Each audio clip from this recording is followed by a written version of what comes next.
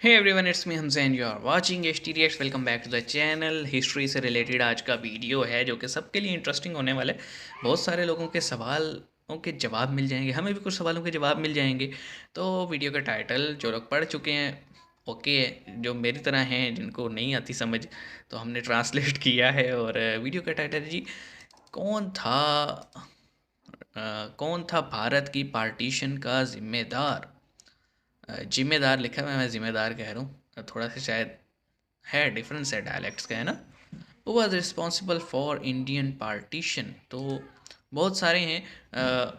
देखा जाए तो 1940 से पहले तक सारे ही एक यूनाइटेड इंडिया के पीछे लगे हुए थे। पता नहीं 7 साल में ऐसा क्या हुआ, कौन से इवेंट्स हो गए कि टू स्टेट फार्मूला आ गया। कहा है ना, जहाँ से भी ये अंग्रेज़ जाते हैं ना कुछ कांड करके जाते हैं, कुछ ना कुछ ऐसी चीज़ रख के जाते हैं कि वो वहाँ की आवाम जो हज़ारों साल से इकट्ठी रह रही हो ना, वो भी लड़ पड़ती है।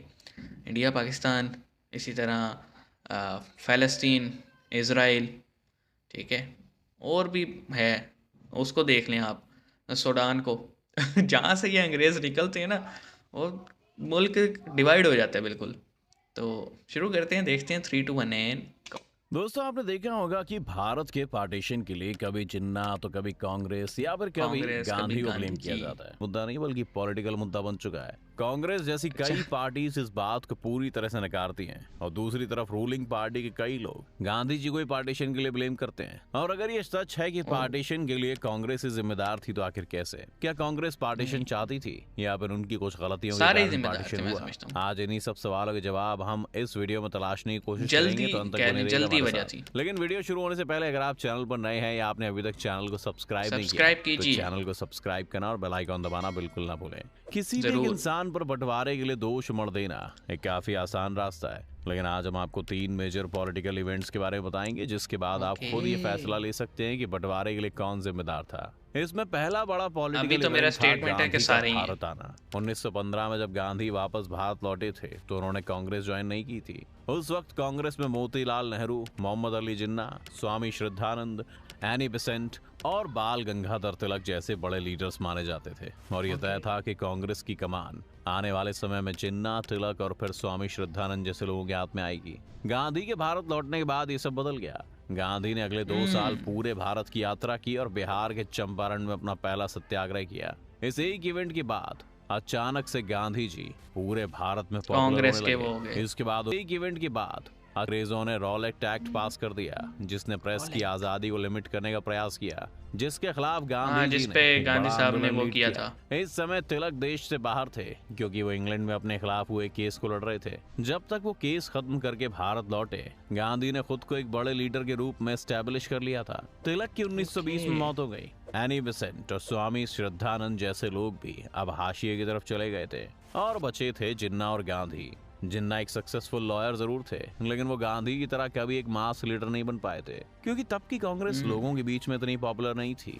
लेकिन जैसे ही गांधी जनता के साथ जुड़ने लगे, तो उनका कद बढ़ने लगा और जिन्ना भी रेस से बाहर हो गए और कांग्रेस के सबसे बड़े लीडर के तौर पर गांधी जी आ गया है। इसके बाद जिन्ना ने कांग्रेस छोड़ दी। ये इवेंट इसलिए भी जरूरी है क्योंकि 1920 के जिन्ना वो जिन्ना थे जो हिंदू मुस्लिम एकता की बात करते थे। उन्हें पाकिस्तान जैसे हाँ, आइडिया में कोई इंटरेस्ट नहीं था, लेकिन जब उन्होंने अचानक से गांधी को उनकी जगह लेते हुए देखा, तो उन्हें पावर कांग्रेस से पॉलिटिक्स। जाना पड़ा। इस पहले बड़े इंसिडेंट के बाद आपको चलना होगा 1942 में। 1942 का साल हमें भारत छोड़ो आंदोलन के साल के तौर पर याद आता है, जब एक तरफ दूसरे विश्व युद्ध में ब्रिटेन हिटलर से लड़ने में बिजी था और दूसरी तरफ भारत में उनके खिलाफ कांग्रेस ने मोर्चा खोल दिया था। हमें पढ़ाया जाता है कि इस आंदोलन के कारण अंग्रेजों को भारत से जाने के लिए मजबूर होना पड़ा, लेकिन गांधी पर कई किताबें लिखने वाले रामचंद्र गुहा समेत कई इतिहासकार हैं जो आज इस इंसिडेंट को एक फेल्ड आंदोलन के तौर पर भी देखते हैं। इसकी एक वजह यह है कि भारत छोड़ो अच्छा। आंदोलन के वक्त गांधी, नेहरू और पटेल समेत कई कांग्रेस के लीडर्स को जेल हो गई थी और सुभाष चंद्र बोस तो हाँ, पहले से ही देश के बाहर थे। ऐसे में देश में कोई बड़ा लीडर नहीं बचा था, लेकिन जिन्ना मुस्लिम लीग के साथ अपने करियर की दूसरी इनिंग शुरू कर चुके थे। आपको बता दें कि जिन्ना को भारत की जनता ने रिजेक्ट कर दिया था। 1936 में जब गवर्नमेंट ऑफ इंडिया एक्ट के तहत हाँ, भारत में प्रोविंशियल इंतखाब हुए थे इलेक्शन तो हुए थे, कांग्रेस तब जीती थी। कांग्रेस ने पूरे भारत में सबसे ज्यादा सीट्स जीती थी। मुस्लिम लीग की उम्मीद थी कि वो बंगाल और पंजाब में तो जरूर जीतेंगे, लेकिन वहां भी वो लोग इंडिपेंडेंट पार्टी से हार गए थे। जहां पंजाब में यूनियनिस्ट पार्टी की जीत हुई, वहीं बंगाल में कृषक प्रजा पार्टी ने उन्हें हराया। इस तरह इस पूरे इलेक्शन में कांग्रेस को 760 सीट मिली और मुस्लिम लीग को सिर्फ 109। इसलिए मुस्लिम लीग एक 109। बहुत ही छोटी सी पार्टी थी और भारत के मुसलमानों को भी उनसे ज्यादा उम्मीद नहीं थी। लेकिन हाँ, 1942 में जहां कांग्रेस ने भारत छोड़ो आंदोलन शुरू किया और सरकार से इस्तीफा दे दिया, वहीं मुस्लिम लीग ने अंग्रेजों का सपोर्ट किया फायदा और उठाया। कांग्रेस की जमीन पर ना रहने की हाँ, वजह से उन्होंने जनता के बीच भी अपना बेस मजबूत किया। इसलिए जब दूसरे विश्व युद्ध के खत्म होने के बाद कांग्रेस की लीडरशिप जेल से बाहर आई तो समीकरण बदल चुके थे और अब मुस्लिम लीग एक हालात ज्यादा बड़ी बदल और गए। मजबूत पार्टी बन गई थी जो टेबल पर नेगोशिएट कर सकती थी। यहाँ तक भी ठीक था क्योंकि अभी भी उम्मीद थी कि कांग्रेस और मुस्लिम लीग मिलकर एक सरकार बना इकट्ठे सकते होंगे। हैं और बंटवारे को रोक सकते हैं। अंग्रेजों ने जब दिसंबर 1946 में ऐलान किया कि वो भारत को छोड़ देंगे तो एक कैबिनेट कमीशन बनी जहां पर मुस्लिम लीग और कांग्रेस दोनों ने ही बैठकर ये तय करना था कि भारत की पहली सरकार कैसी होगी, उसमें कौन शामिल होगा और किस तरह से उसे चलाया जाएगा। जिन्ना और मुस्लिम लीग सही। ने अंग्रेजों के साथ मिलकर मुसलमानों के लिए कुछ आश्वासन ले लिए थे ताकि एक आजाद भारत में मुस्लिम्स को किसी भी तरह के डिस्क्रिमिनेशन का फेस ना करना पड़े। लेकिन जब नेहरू ने जिन्ना को इस कैबिनेट कमीशन का हिस्सा बनाने के लिए इनवाइट किया तो नेहरू इस बात पर अड़ गए कि कैबिनेट कमीशन पिछले किसी भी फैसले और आश्वासन को नहीं मानेंगे और शुरुआत से हर एक ओके। मुद्दे पर फैसला फिर करेंगे। से शुरू जिन्ना होगा। जानते थे कि अगर दोबारा से सभी मुद्दों पर चर्चा तो फिर करनी वो पड़ी तो सालों से जिन मुद्दों पर सहमति बनाने में वो कामयाब हुए थे उन पर उन्हें वो फिर से बहस रिजेक्ट हो करनी जाएंगे। पड़ेगी। और साथ ही कैबिनेट कमीशन में क्योंकि ज्यादातर लोग हिंदू थे इसलिए उन्हें भी डर था कि शायद उनकी कई मांगे रिजेक्ट हो जाए। इसीलिए उन्होंने इस कैबिनेट कमीशन का हिस्सा बनने से इनकार कर दिया और अखंड भारत का सपना यहीं पर चकनाचूर हो गया। इस कैबिनेट कमीशन से वॉकआउट करने के लिए अगर आप इतिहास में जाएं तो आपको जिन्ना से बड़े विलन नेहरू मिलेंगे जो इस वक्त अपने अहंकार में चूर थे। नेहरू अभी भी मुस्लिम लीग हाँ, को 1936 की वो पार्टी समझ रहे थे जिसके बाद जनता का कोई सपोर्ट नहीं है। इसलिए उन्हें लगा कि वो अपनी पॉलिटिकल पावर से मुस्लिम लीग की पावर को दबाने में कामयाब हो जाएंगे और कांग्रेस पार्टी लेकिन हिंदुओं ऐसा के हो साथ नहीं सका। साथ मुस्लिमों का नेतृत्व करने वाली पार्टी बन जाएगी। लेकिन जिन्ना ना सिर्फ इन 10 सालों में मजबूत हुए थे बल्कि वो नेहरू की चाल को भी समझ गए थे। इसीलिए उन्होंने इस कैबिनेट कमीशन का हिस्सा बनने से इनकार कर दिया। इसके बाद जिन्ना ने अपनी पाकिस्तान की मांग को और ज्यादा तेज कर दिया और इसके पीछे एक बड़ी वजह यह भी थी कि जिन्ना को मालूम पड़ गया था कि उन्हें कैंसर है और वो ज्यादा दिन बच नहीं पाएंगे।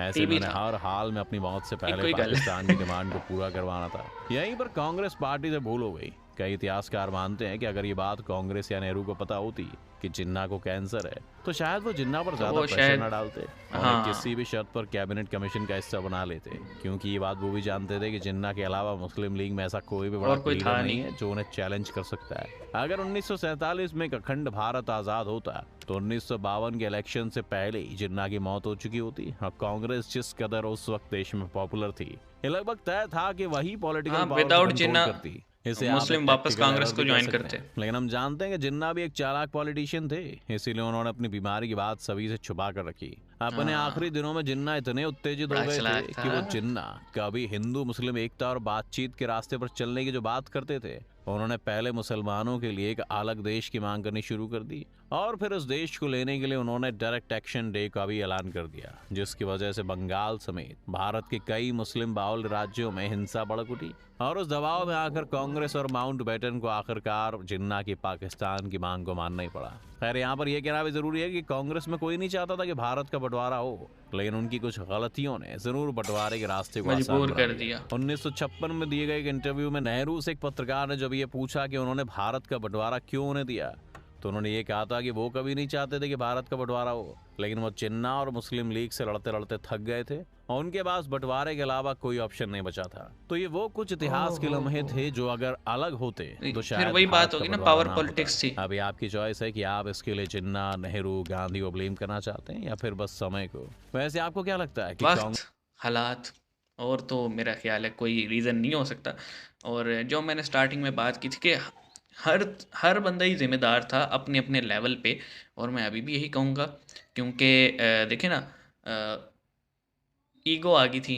कोई एक कदम भी पीछे नहीं हटना चाह रहा था। मतलब मुस्लिम लीग को ये था कि अगर हमने एक सेपरेट कंट्री की डिमांड ना की तो जो उन्होंने 1936-37 के इंतखाबात यानी इलेक्शंस देखे थे उनको पता था कि एक मेजॉरिटी है मुसलमानों की जो कांग्रेस को सपोर्ट करती है, तो वो हमें कभी वोट नहीं देंगे और हम इसी तरह जो है ना 100-150 वाली सीट वाले रह जाएंगे।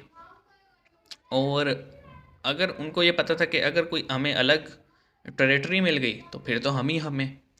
और नेहरू साहब क्योंकि वो 42 के बाद से जब बाहर आए तो उनको अंदाज़ा नहीं था कि 10 साल में क्या कुछ बदल गया। तो वो भी अपनी उसी में थे कि हम क्योंकि 36 में जीते थे तो हाँ अब भी जीत सकते हैं, अब भी प्रेशर बना सकते हैं, लेकिन ऐसा हो नहीं पाया। और मेरे ख्याल में आपको पता है अंग्रेज़ हमेशा क्या करते हैं, डिवाइड एंड रूल। तो उनको पता था कि इनको लड़वा देंगे ना एक दफ़ा तो ये लड़ते ही रहेंगे। तो हम यही कह सकते हैं हालात ऐसे थे। अदरवाइज़ बहुत कुछ बदल सकता था अगर ठंडे दिमाग से सोचा जाता। जल्दबाजी की वजह से ये सब हमें देखना पड़ गया। और डेफिनेटली इन लोगों के लिए तो विन विन सिचुएशन थी, जो पॉलिटिक्स में इन्वॉल्व थे वो तो विन विन सिचुएशन थी। मतलब उन्होंने वहाँ भी हुक्मरानी करनी थी, उन्होंने यहाँ भी हुक्मरानी करनी थी। फंस कौन गए, फंस गए करोड़ों मुसलमान और हिंदू फैमिलीज़ और सिख भी किसी हद तक। मतलब अपना सब कुछ छोड़ छाड़ के जो नहीं भी जाना चाहता था वो शायद मजबूर हो गया जाने के लिए। और जो नहीं जा पाए किसी मजबूरी की वजह से वो आज कहते होंगे कि ठीक है उस टाइम कड़ा वक्त था लेकिन अब ठीक है। तो क्या कहें, अब जो होना था हो गया। अब तो अंडू तो नहीं हो सकता ना, क्योंकि अगर अंडू होना होता तो जैसे 1956 में नेहरू साहब तस्लीम कर रहे थे तो हो सकता है उस टाइम पे वो अगर कोई बात करते तो एक यूनियन डेवलप की जा सकती थी। 6-7 साल की तो बात थी, बट वो दराड़ बढ़ती गई बढ़ती गई बढ़ती गई और आज हम देख लें कि इस तारीख के दोराहे पे खड़े हैं। चलिए, अभी बहुत टाइम पड़ा है मेरे ख्याल में। अभी कुछ इतना ज़्यादा हम मेजरली हमने कुछ गलत नहीं कर दिया। हाँ, ठीक है, हज़ारों हमारे दोनों साइडों के फौजी शहीद हो चुके हैं, लेकिन अभी कुछ बिगड़ा नहीं है। अभी भी हम जो है ना यूरोप के तर्ज पे इकट्ठे हो सकते हैं कि अपनी इंडिविजुअल आइडेंटिटीज़ भी हैं बट स्टिल एक यूनिट है। नेटो को देख लें, वो अलग अलग मुल्क हैं लेकिन इकट्ठे हैं। तो सोचा तो जा सकता है बट काफ़ी मेहनत करनी पड़ेगी इसके लिए। क्या कहते हैं आप सब? सबको एक एक कदम पीछे हटना पड़ेगा। तो कमेंट सेक्शन में बताइएगा आप क्या सोचते हैं इस बारे में। मिलते हैं नेक्स्ट वीडियो में।